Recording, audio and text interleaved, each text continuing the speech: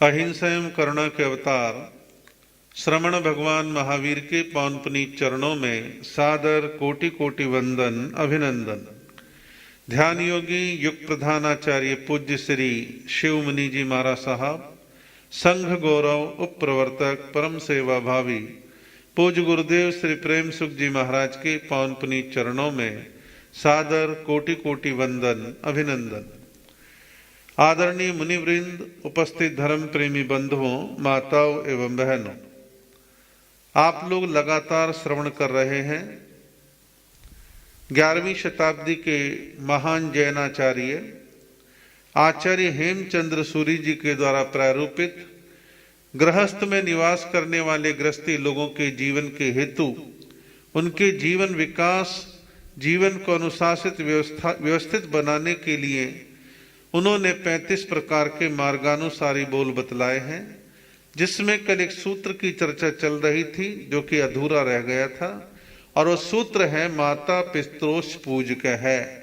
माता पित्रोश्च पूजक है कि गृहस्थ में निवास करने वाला गृहस्थी व्यक्ति अपने माता पिता का पूजक हो। पूजा का अभिप्राय उनके आदर मान सत्कार, उनकी भावनाओं, उनकी इच्छाओं का सम्मान करना, ये पूजा का सार्थक तरीका है। आपने दुनिया के सामने आरती उतार ली, चरण स्पर्श कर ली, आगे पीछे आप उनसे बद व्यवहार करते हैं तो गलत बात है। सही मायनों में माता पिता का आदर मान दिल से करें, मन से करें, अंतर हृदय से करें तो जीवन उच्चतम विकास की ओर आगे बढ़ता है। एक चर्चा अक्सर आती है कि क्या माता पिता के ऋण से, कर्जे से कोई संतान मुक्त हो सकती है? तो सामान्य अर्थ कहते नहीं भाई, नहीं, मुक्त नहीं हो सकती। लेकिन माता पिता के ऋण से मुक्त होने के 3 उपाय बतलाए हैं, और उन उपायों को करने से आप कदाचित ऋण मुक्त हो भी जाएं। पहला उपाय बतलाया है, माता पिता को सेवा द्वारा प्रसन्न रखें तो शायद आप उनके ऋण से मुक्त हो जाएं। अब प्रसन्न रखने का अभिप्राय क्या है? आप एक्टिंग करके हंसाएंगे, खुश रखेंगे, ये तरीका स्थायी नहीं है। माता पिता को प्रसन्न रखने, खुश रखने का तरीका आपका अच्छा व्यवहार, आपके अच्छे बोल, आपका अच्छा वार्तालाप। आप उनकी सेवा करते हैं, केयर करते हैं, ध्यान रखते हैं, कपड़े लत्ते पर ध्यान देते हैं। भाई माता पिता को कपड़े की आवश्यकता है तो आप उनको नया कपड़ा दिलवाते हैं, अच्छा कपड़ा दिलवाते हैं। अब सर्दी आ रही है तो माता पिता को ठंड ना लगे उसके लिए ऊनी वस्त्र, शॉल, कंबल, रात्रि में सोने की व्यवस्था को अनुकूल बनाना कपड़े का है। समय समय पर डॉक्टर के पास लेके जाना, इलाज करवाना, दवाई ला करके देना, शारीरिक सेवा करना, तो इन सारे कार्यों के द्वारा माता पिता के मन को समाधि भाव कह लो, प्रसन्न भाव कह लो, एक ही बात है। तो उनको जो है मानसिक शांति मिलती है, प्रसन्नता मिलती है, और वो अपनी संतान से बहुत खुश रहते हैं। अब यह संतान का एक अर्थ और भी है। भाई ठीक है, जिनको जन्म दे वो तो संतान है ही। अब बेटा जवान हो गया, शादी हो गई, तो इस जिम्मेदारी को, पति वाली जिम्मेदारी को पुत्र वधुएं बहुत से परिवारों में बड़े शिद्दत के साथ, मन की गहराइयों के साथ अपने सास ससुर बड़े लोगों का सेवा भाव का ध्यान रखते हैं, उनकी हर व्यवस्था का ध्यान रखते हैं, उनकी आवश्यकताओं का ध्यान रखते हैं। तो बेटे ने करा, बहू ने करा, पोते ने करा, पोती ने करा, बात एक ही है। कुल मिलाकर के ये कि घर के सभी सदस्य बड़े लोगों का ध्यान रखें। अब कौन कर रहा है और कौन नहीं कर रहा जुदा बात है, लेकिन घर में उनकी शांति, सुकून, प्रसन्नता का विचार जरूर रखना चाहिए। माता पिता के ऋण से मुक्त होने का दूसरा उपाय बतलाया है, माता पिता के यश गौरव की वृद्धि करना, उनके यश गौरव की वृद्धि करना। आप उनकी संतान हैं और आप अपने व्यवहार से, यानी समाज में, रिश्तेदारी में, नगर में, अपने व्यवहार से, अपने लेखन से, अपनी भाषा और भाषण से आप उनकी यश की वृद्धि करते हैं तो आप योग्य संतान हैं, आप उनके कर्ज से मुक्त हो रहे हैं। और गली मोहल्ले में, नगर में लोग उंगली उठाएं आपके ऊपर, कहें अरे फला का बेटा आ गया, बड़ा 10 नंबरी है, बड़ा बेईमान है, बड़ा लफंगा है, ऐसा है वैसा है, कोई आपके सामने मुंह पे कहे ना कहे डर के मारे, लेकिन पीठ पीछे तो कहेंगे। तो ऐसा कोई गलत काम करने वाले लोग अपने माता पिता के कौन से यश की वृद्धि करते हैं? कोई यश की वृद्धि नहीं करते, बल्कि वो अपयश बढ़ाते हैं। काम ऐसे करें जिससे कि माता पिता का यश बढ़े। एक बच्चा है, पूरे अपने सेक्शन में फर्स्ट डिवीजन से पास होता है, पूरे जिले में टॉप करता है, पूरे राज्य में टॉप करता है, पूरे देश में टॉप करता है, तो माता पिता का सीना गर्व से फूल जाता है। 4 रिश्तेदार आते हैं तो कहते नहीं थकते, हमारा बेटा फर्स्ट आया है, हमारे बेटे ने हमारे लिए फला चीज खरीद करके दी है, हमारा बेटा अब जो है छोटे से बड़े मकान में जा रहा है, हमारे बेटे ने 20, 30, 40 लाख की कार खरीदी है, हमारे बेटे ने आज तक कोई गलत ऐसा काम नहीं किया जिससे हमें लज्जित होना पड़ता हो। इन सारे कार्यों से माता पिता का यश बढ़ता है, मान बढ़ता है, उन्हें गर्व होता है आपके ऊपर। ताजा ताजा उदाहरण है, देश के प्रधानमंत्री नरेंद्र मोदी साल में समय समय पर अहमदाबाद जाते हैं तो अपनी मां के पास जाना नहीं भूलते। मां के पास जाते हैं, बाकायदा व्यवस्थित तरीके से चरण वंदन नमन करते हैं, 2 घड़ी बैठते हैं। दुनिया का, देश का व्यस्त व्यक्ति अपनी मां के लिए इतना श्रद्धा भाव व्यक्त करता है, सम्मान प्रकट करता है, लोग देखते हैं आश्चर्यजनक घटना के रूप में। तो ये एक उदाहरण है, और ऐसे सैकड़ों उदाहरण आपको इतिहास में मिल जाएंगे जो यश गौरव माता पिता का बढ़ाने वाले हैं। तीसरा है माता पिता के ऋण से मुक्त होने का उपाय, उनके आध्यात्मिक विकास में सहयोग देना। आध्यात्मिक विकास, जिस धर्म आराधन के द्वारा उनका आध्यात्मिक विकास होता हो, उसमें आपको सहयोग देना चाहिए।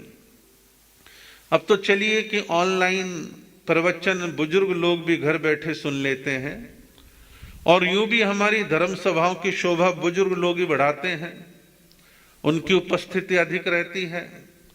कई बार बुजुर्ग माता पिता चाहते हैं कि प्रवचन में जाएं, लेकिन बच्चे उनको छोड़ने के लिए नहीं आते, तो मन में बेचारे महसूस करते रहते हैं, आ नहीं पाते।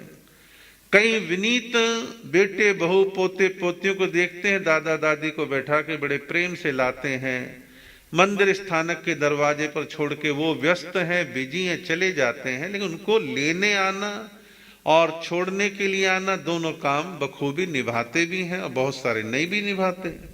तो कोशिश करनी चाहिए कि इनके धर्म अध्यात्म के विकास में, इनकी इच्छा प्रवचन में जाने की है तो लेके चलो, इनकी इच्छा दर्शन करने के लिए, चाहे लोकल शहर में कहीं संतों के दर्शन करने हो, या थोड़े से 200, 400, 500 किलोमीटर दूर भी दर्शन करने हो, तो भी उनको सम्मान लेकर के जाने वाले लेकर के जाते हैं।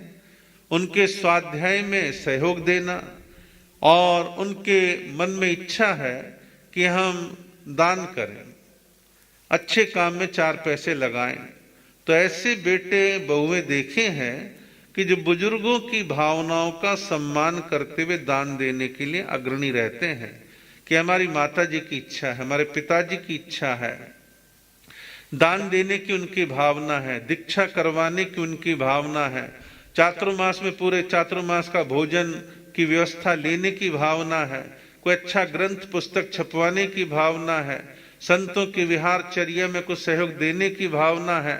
तो अनेक प्रकार की भावनाएं योग्य पुत्र अपने माता पिता की भावना को इस दान दे करके, सहयोग दे करके उसको पूरा करने का भाव रखते हैं। तीनों प्रकार के उपाय करने से माता पिता के ऋण से मुक्त होने की संभावनाएं बतलाई गई हैं। हमारे यहाँ ठाणांग सूत्र के अंदर 4 प्रकार के पुत्र का वर्णन आता है कि 4 प्रकार के पुत्र हैं।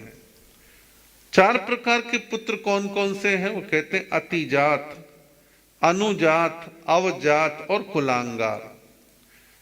तो ये 4 प्रकार के पुत्र बतलाएं। पहले पुत्र का जो नाम दिया है वो है अतिजात।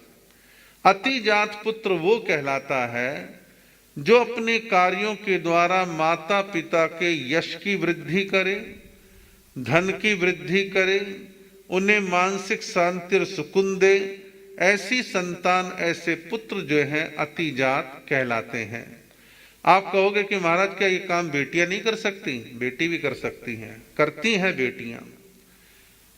हम सोनीपत में थे, वहां एक वकील साहब थे, उनके शायद 5 बेटियां थी। तो एक आध बार प्रसंग चला बेटे को लेकर के, तो उनकी मां ने बड़े गर्व के साथ कहा, महाराज क्या बेटा बेटा बेटा, ठीक है 5 बेटियां हैं, सब लायक हैं।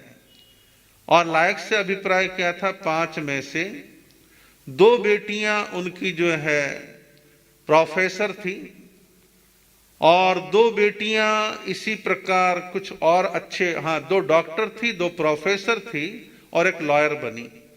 इस प्रकार 5 बेटियां योग्य बन गई, पैसे कमा रही हैं, समय आने पर शादियां उनकी हुई, सारे काम हुए। तो उनकी मां बड़ा गर्व करती थी कि बेटियां कितनी योग्य हैं, अच्छी हैं, और किस प्रकार से ये अपने जीवन को आगे बढ़ा रही हैं। तो बेटियां भी माता पिता के नाम को ऊंचा करती हैं। और जिन घरों में पुत्र नहीं होते, बेटी हैं, दामाद हैं, सब संभालते हैं।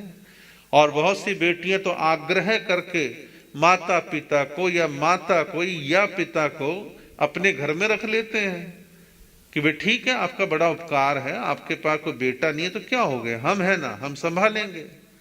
तो कहने का मतलब बेटा हो बेटी हो जो अपने माता पिता का यश बढ़ाते हैं, धन में वृद्धि करते हैं, उनकी सेवा केयर करते हैं, तो ऐसे पुत्र पुत्रियां जो हैं अतिजात कहलाते हैं। दूसरा है अनुजात। अनुजात पुत्र, अनुजात संतान वो है जो माता पिता की विरासत में मिले हुए धन, यश, कीर्ति को ना तो बढ़ा पाते हैं लेकिन घटाते भी नहीं है। बढ़ा नहीं पाते तो घटाते भी नहीं है। ये दूसरे प्रकार की संतान है जिन्हें अनुजात कहा है। तीसरे प्रकार की संतान के लिए कहा है अवजात। अवजात का मतलब है जिसने अपने कुकर्मों द्वारा, गलत कार्यों के द्वारा माता पिता की इज्जत को बट्टा लगा दिया, उनके यश को नीचे कर दिया है, धन को जो है लगातार खर्च करके घटा रहा है, बढ़ा नहीं रहा है। ये अवजात कहलाते हैं ऐसी संतानें। और चौथे प्रकार की संतान के लिए कहा कुलांगार। कुल में अंगारे के समान, अंगारा दहकता हुआ कोयला, दहकती हुई अग्नि। आप दहकते हुए कोयले अग्नि को कहीं कपड़े पर, लकड़ी पर, प्लास्टिक पर डालेंगे, क्या होगा? जलाएगा। शरीर से टच करेंगे तो शरीर को जलाएगा। ऐसी कुछ संतानें कुलांगार की तरह होती हैं जो पूरे खानदान पर, माता पिता पर कलंक लगाते हैं, बदनामी करवाते हैं। और शराब का पीना, मांसाहार करना, गलत काम करना, वेश्यावृत्ति करना और उल्टे सीधे धंधे करना, ये कुलांगार है। कई बार ऐसी संतानों से दुखी होकर माता पिता कहते हैं ऐसी संतान होने से अच्छा मर जाए। जब यूपी, बिहार और या जम्मू कश्मीर में एनकाउंटर में ऐसे अपराधी लोग मारे जाते हैं तो बहुत से जागरूक माता पिता कहते हैं अच्छा हुआ धरती का बोझ था, कितना लोगों को पीड़ित कर रखा था, कितनी हिंसा करता था, कितने मर्डर किए हैं, अच्छा हुआ मर गया। तो इस प्रकार ऐसा रिएक्शन क्यों आता है? क्योंकि कुलांगार की तरह है, अंगारे की तरह है, जहां जाते हैं वहीं जलाते हैं, वहीं नष्ट करते हैं, वहीं बर्बादी पैदा करते हैं। तो ऐसी संतानों पर गर्व और गौरव नहीं किया जा सकता। तो बनना क्या है? अतिजात। और अनुजात जो है कुल मिला के ठीक ठीक है। आज वो अनुजात है कि ना उसने बढ़ाया है नहीं है तो घटाया भी नहीं है, हो सकता है भविष्य में बढ़ा भी दे। तो इस प्रकार आप कौन सी कैटेगरी में आते हैं, इसका फैसला हर व्यक्ति को स्वयं करना है।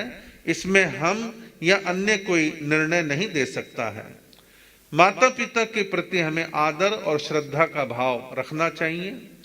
यदि मन में आदर नहीं है तो श्रद्धा कहां से आ जाएगी? आदर और श्रद्धा का भाव मन में जरूर होना चाहिए। आप देखिए कि मान लो आपकी वजह से आपके माता पिता के मन में आर्त ध्यान पैदा होता है, वो रो पड़ती हैं, आंखों में आंसू आ जाते हैं, हर समय तुम्हें लेकर के बस चिंता में रहती हैं, कोई गलत काम ना कर दे, ऐसा ना कर दे, वैसा ना कर दे। उनके चित्त में समाधि आपकी वजह से नहीं है, बेचैनी बनी रहती है, फिक्रमंद रहते हैं, तो समझो कि आप उनके प्रति आदर और श्रद्धा लेके कुछ करते ही नहीं हैं। आपको आदर और श्रद्धा उनके प्रति रखनी चाहिए। कैसे करें आप? कुछ छोटे छोटे काम है जो करने चाहिए। कोई भी छोटा बड़ा काम है माता पिता की आज्ञा लेकर के करें, माता पिता से पूछ करके करें। जब आप घर छोड़ के जाते हैं तो माता पिता के चरण स्पर्श करके निकल गए तो घाटा क्या हो गया? जैसे आप उनके रूम में जाते हैं या ड्राइंग रूम में वो बैठे हैं या कहीं भी बैठे हैं, आपने उनके पांव को हाथ लगाया तो ऑटोमेटिकली उनका हाथ आपके सिर पर जाएगा और उनके दिल से निकली हुई जो वाइब्रेशन है वो आपके पूरे बॉडी के ऊपर प्रभाव रखेगी। और जो माता पिता से आशीर्वाद हमेशा लेते हैं उनके घर में लक्ष्मी बढ़ती है। कदाचित लक्ष्मी किसी वजह से ना भी आए तो घर में शांति और सुकून का वातावरण तो जरूर बनता है। कुछ लोग मन में सोचते हैं कि भी माता पिता के रोज रोज पांव छू भी ले तो क्या हो जाएगा, बहुत कुछ होता है। पहली बात, आपको एक संस्कार आ गया। संस्कार आएगा तो मन में ऑटोमेटिकली ये बात आएगी, जिनके मैं पांव छूता हूं उनकी बात को काटना नहीं, उनकी बात को धैर्य से सुनना, 2 घड़ी उनके पास बैठना, पलट करके उनकी बात को काटना नहीं, ये बात अपने आप आपके मन में आएगी। तो ये सत्कार सम्मान करने की भावना जीवन में माता पिता के प्रति आदर श्रद्धा की वजह से पैदा होती है। और ये आदर श्रद्धा जब होगी, आप पांव छुएंगे तो सब कुछ जीवन में एक सकारात्मक परिवर्तन आना प्रारंभ हो जाएगा। भगवान महावीर को जन्म से 3 ज्ञान थे और वो 3 ज्ञान के धर्ता थे।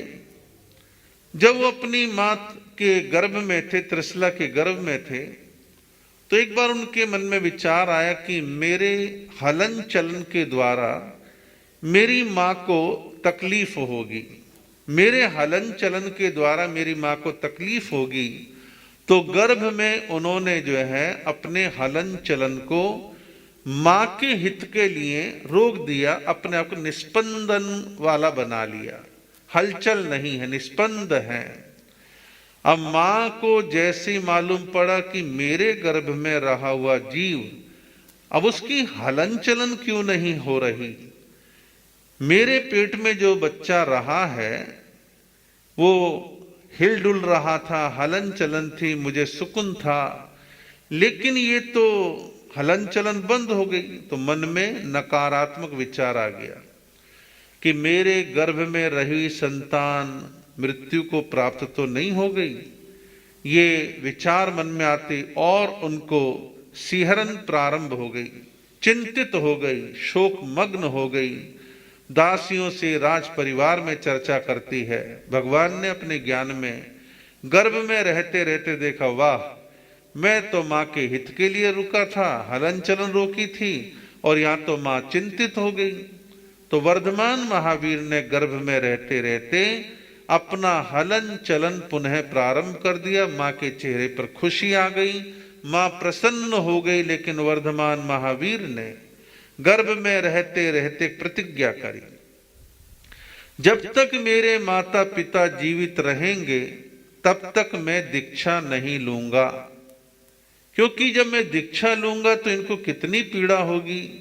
ऐसा विचार करके उन्होंने संकल्प कर लिया कि माता पिता के रहते रहते मैं दीक्षा नहीं लूंगा। भगवान महावीर की सोच कितनी श्रेष्ठ, कितनी ऊंची थी। और आज की संतानों के व्यवहार को हम विचार करें तो आज की संतानें किस प्रकार का व्यवहार अपने माता पिता के साथ करती हैं। लेकिन एकांत रूप से सबको अच्छा नहीं कह सकते, सबको बुरा नहीं कह सकते। बहुत सारे अच्छे भी बहुत हैं, बहुत सारे बुरे भी बहुत हैं। बुरे वाले माता पिता के साथ बड़ा बुरा व्यवहार करते हैं, अपशब्द बोल देते हैं, हाथ भी उठाने वाली संतानों की कोई कमी नहीं है, पीड़ित करने वाले, मानसिक रूप से पीड़ाएं देने वाले भी कोई कम नहीं है। और ऐसी भी संतानें जो माता पिता की पीड़ा देख नहीं सकते, माता पिता का सुकून का ख्याल रखते हैं। अभी एक सत्य घटना है, बिल्कुल ताजा ताजा, वो तो मैंने अभी कुछ दिन पहले देखा, मालूम पड़ा कर्नाटक में किसी गांव के अंदर एक वृद्ध महिला और उसका एक ही पुत्र पढ़ा लिखा, उम्र शायद 55 साल के आसपास की उसकी होगी। तो मां ने गरीबी में उस गांव, उस जिले से बाहर जाके कभी कुछ नहीं देखा जिंदगी में।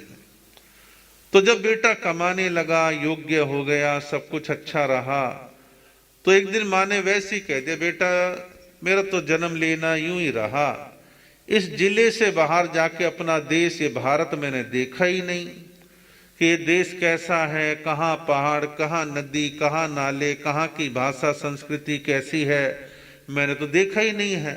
बेटे को लगा कि माँ सही कह रही है, आज मैंने अच्छा पैसा ठीक ठाक कमा लिया है, बहुत ज्यादा हवस इच्छा मेरी है नहीं। उसने समय रहते रिटायरमेंट ले ली और प्लान तैयार करा। पिता का स्वर्गवास हो चुका था और एक 2 व्हीलर के ऊपर, स्कूटर जो चला करते, अब तो बाइक ज्यादा हो गई, तो 2 व्हीलर के ऊपर जो लगभग खटारा जैसा ही था, उस पर अपनी मां के बैठने की एक अच्छी व्यवस्था करी। मौसम के अनुकूल उसने 2 मौसमों के हिसाब से, सर्दी गर्मी वस्त्रों का थोड़ा सा सामान रख लिया, और पैसे का आजकल एटीएम के द्वारा कहीं भी निकाल सकते हैं, ये सुविधा उसके पास थी। पूरे भारत दर्शन के लिए अपनी मां को लेके चला, जितने मंदिर आते, और मंदिर भी सभी धर्मों के, सब धर्मों के मंदिरों के दर्शन करवाते, कहीं अंदर तक जाते, कहीं बाहर से करते। ऐसे करते कराते नॉर्थ ईस्ट में जब वो वर्णन था, तो नॉर्थ ईस्ट में पहुंचे हुए थे। अब नॉर्थ ईस्ट के जो प्रांत हैं, भाषा अलग, खान पान अलग, संस्कृति अलग, लेकिन उनका एक्सपीरियंस क्या था कि नॉर्थ ईस्ट के लोग दिल के अच्छे हैं, अपने घरों में रुकवाते हैं। हम किसी ओटले पर, धर्मशाला में, स्कूल में, बरांडे में नहीं सोए, हमें लोग हाथ जोड़ के कहते हैं हमारे घर पर आ जाओ। इस प्रकार वो पुत्र जो है अपनी माँ को पूरे देश के दर्शन करवाता है। और मैंने जो चित्र में देखा कि माँ थोड़ी सी उम्र हो गई, हाथ पूरा ऊपर जाता नहीं, तो माँ के वो बाल बा रहा था और कई लोग देख रहे थे ये क्या अटपटा मामला है, लेकिन ठीक है, माँ से नहीं होता, बेटे ने कर दे, इसमें क्या बात है। इस प्रकार ऐसे भी पुत्र हैं जो अपनी माँ की भावना पूर्ण करने के लिए उसने नौकरी समय से पहले छोड़ दी और माँ को पूरे भारत के दर्शन करवाए। तो ऐसी ऐसी संतानें हैं जो इस प्रकार से अपने माता पिता के प्रति आदर, मान, सत्कार की भावना जो है रखते हैं। हमारे यहाँ पर उपासक दशांग सूत्र में एक वर्णन आता है कि 10 श्रावकों में एक श्रावक थे चुलनी पिता।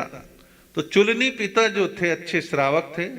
एक बार वो पोषद की आराधना करने के लिए धर्म जागरणा कर रहे थे, ध्यान इत्यादि में बैठे थे। एक देव आता है, देव उनकी परीक्षा लेता है और परीक्षा में देव प्रकट होकर उनको कहता है कि चुलनी पिता, हे श्रावक मेरी बात सुन, तू या तो धर्म छोड़ दे नहीं तो मैं तेरे घर में विनाश करूंगा, धर्म छोड़ नहीं तो मैं घर में विनाश करूंगा।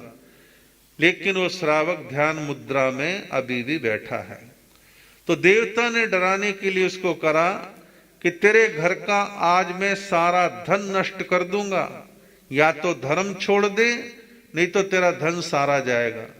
श्रावक अभी भी ध्यान मुद्रा में बैठा है, धन जाए तो जाए लेकिन धर्म नहीं छोड़ूंगा।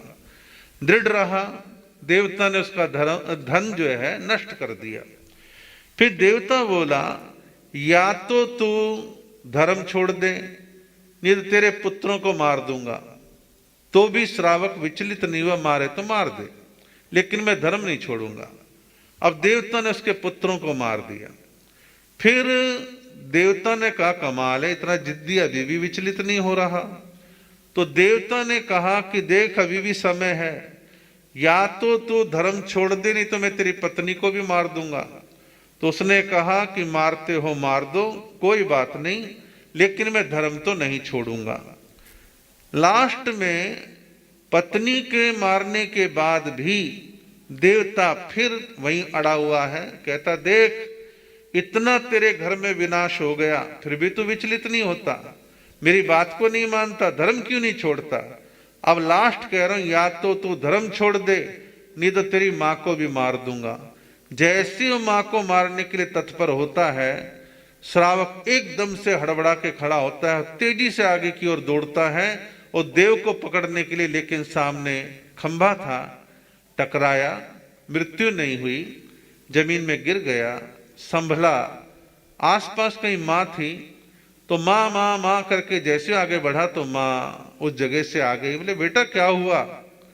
बोले मां ऐसे ऐसे ख्वाब दिखाई दिया, एक देवता था और वो कभी कहता कि धर्म छोड़ दो, नहीं तो तेरे धन को, पुत्र को, पत्नी को नष्ट कर दूंगा, उसने तो कर भी दिया। लेकिन लास्ट में तुम्हारे लिए बोला कि तुम्हारी मां को भी नष्ट कर दूंगा, मुझसे रहा नहीं गया, मैं खड़ा हो गया और मैं देवता के पीछे भागा, इतने में आप आ गई। बोले बेटा मैं सुरक्षित हूं, ऐसा लगता है कोई देव तेरी परीक्षा ले रहा था और तू परीक्षा से हाल फिलहाल विचलित हो गया है, लेकिन इससे घबराने की जरूरत नहीं है। पुनः साधना कर और अपने धर्म के प्रति मजबूती के साथ, दृढ़ता के साथ तुम अपने भाव बना करके चलते रहो, ये तुम्हारा मार्ग है। और वैसा ही उन्होंने आगे किया। तो ऐसे ऐसे उदाहरण दुनिया भर के बहुत भरे पड़े हैं। मर्यादा पुरुषोत्तम भगवान राम अपने पिता की आज्ञा को, या यूं कह रहे संकेत को समझ के ही अयोध्या छोड़ के, राजपाट छोड़ के जंगल की राह पकड़ लेते हैं। भीष्म पितामह अपने पिता की इच्छा पूर्ण करने के लिए, उनका विवाह करवाने के लिए आजीवन ब्रह्मचारी रहने की प्रतिज्ञा ले लेते हैं। श्रवण कुमार माता पिता को तीर्थों की यात्रा कराने के लिए अपने कंधे पर कावड़ कहो, बहंगी कहो, उसमें बैठा करके यात्रा करवाते हैं। लेकिन अफसोस कि आज वृद्ध आश्रम, ओल्ड एज होमों की संख्या बढ़ रही है।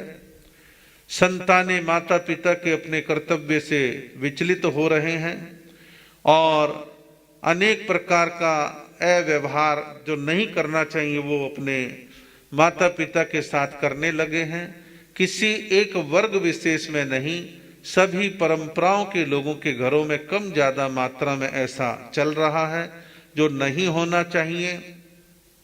आज कुछ लोग बूढ़े माता पिताओं को सुझाव देने लगे हैं कि तुम्हारी जमा पूंजी जो है अपनी अंटी में लगा के रखो, एफडी बना करके रखो, ब्याज खाते रहो, संतान सेवा कर दे तो बहुत अच्छी बात है, ना करे तो कम से कम आर्थिक स्वावलंबन तो तुम्हारा बना रहेगा। आर्थिक स्वावलंबन है तो ऐसे ओल्ड एज होम है, पेमेंट करिए और सम्मान के साथ रहिए, धुले हुए प्रेस करे कपड़े मिलेंगे, बढ़िया खाना मिलेगा, दवाई डॉक्टर आपको उपलब्ध होंगे क्योंकि आप पेमेंट कर रहे हैं। पैसा था तो आपने पेमेंट कर दिया। मोह में आकर के आपने जल्दी ही बेटे बहुओं को सौंप दिया, आप ठन पाल हो गए तो वो आपको अंगूठा दिखा देंगे। तो आर्थिक स्वावलंबन जीवन का एक बहुत बड़ा आधार है और इस प्रकार की व्यवस्थाओं को जीवन में समझ करके चलें। आपका समय होता है। इन्हीं शब्दों के साथ अपने वक्तव्य को विराम देता हूं और आगे जो अन्य विषय चलेंगे उनकी चर्चा आप आगे सुनेंगे। अब आप सभी